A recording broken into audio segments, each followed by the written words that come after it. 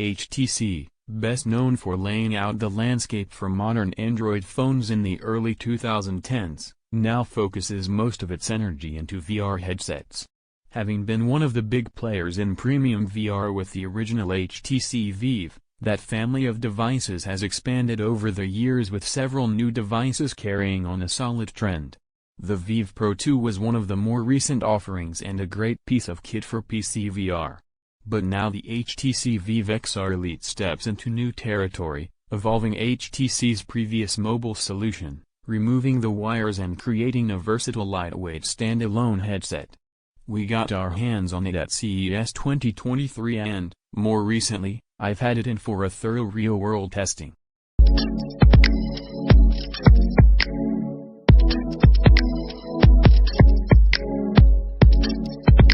The HTC Vive XR Elite takes the Vive Flow as its base design and adapts it into a standalone VR solution. The previous Vive Flow required a wired connection to a mobile device and was worn like a pair of glasses. The Vive XR Elite looks similar with a compact goggle-style form, but rather than arms like a pair of glasses, now connects to a rear battery pack with a pad for the back of your head. On the rear of the Vive XR Elite is a dial to adjust the tension, tweaking the tightness of the strap that connects to the front of the device. There's an additional optional head strap that can be added to the headset to go over the top of your head, but the device is meant to be balanced and built so that'll fit most people with ease.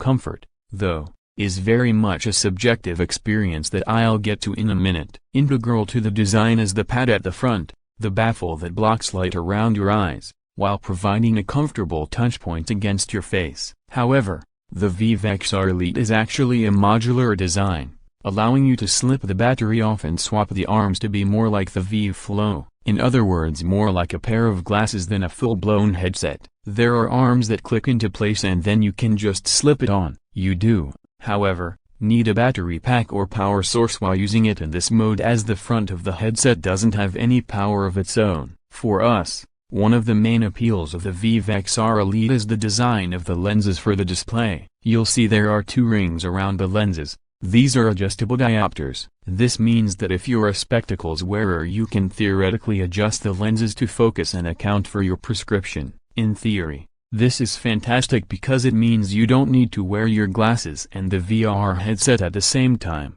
This is always a pain as you often find both sets of lenses get steamed up when gaming or it's easy to accidentally scratch the headset lenses or your glasses. That's no longer the case here. However, I did find it a bit difficult to adjust at first, but if you go through the setup tutorial, it'll talk you through adjusting the lenses and the IPD to get a clear view. There are two LCD displays built into this headset with custom pancake lenses that offer 1920 by 1920 pixels per eye and a refresh rate of 90 Hz. Despite the small size you also get 110 degrees in the field of view. The headset is powered by the Snapdragon XR2, the same Qualcomm platform as the Meta Quest 2a and the Pico 4. It can be used standalone or tethered to a PC to access more content. It shines most when connected to a PC based on my experience. This headset has 128 GB of onboard storage, which should be enough to install quite a few different games. Once connected to your Wi-Fi network you can directly access the store, and if resubscribed to Viveport you can take advantage of that to access all sorts of titles too. I dabbled in a few of these,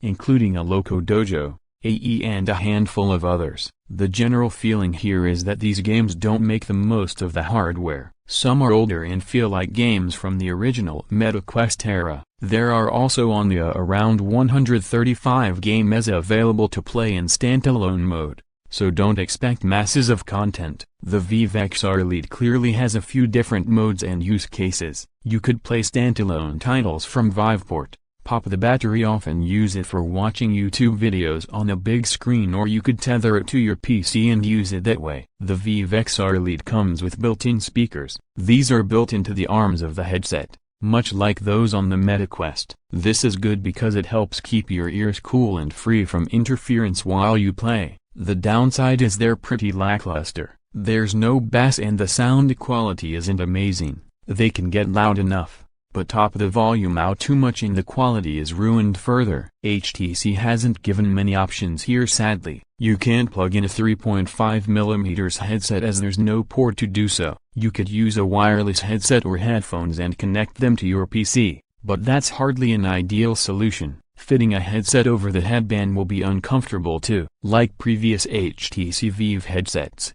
the Vive XR Elite can be customized with various additional trackers. The headset has built-in hand tracking, but HTC says it'll have face and eye trackers available to buy later in 2023 as well. HTC Vive XR Elite leaves us impressed with the lightweight hardware offering and the scope of the controls. This appears to be a flexible headset with versatile use cases. As with all such devices, much will depend on the content that you get access to and your requirements beyond just gaming. Despite its standalone design, the Vive XR Elite is best suited to PC VR experiences, and that's where you'd make the most of it. The experience will be hit and miss though, and things like face and head shape will greatly change how you get on with the headset. I actually think that if PC VR is your plan anyway, then the Vive Pro 2a might be a better overall experience. It's certainly great to be wearing a headset that doesn't feel like it's trying to consume your entire head, and the pass-through experience from those RGB cameras on the front is really impressive. But the asking price for this headset at $1,099,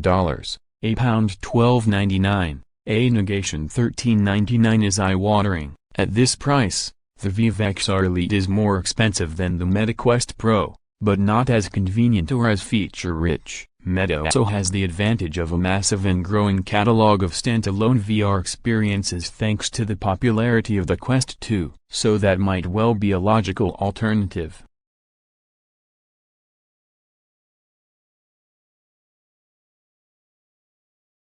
I hope you enjoyed this video. Also, do not forget to like and subscribe, and ring the bell to be informed of our next videos. Until the next video, bye bye.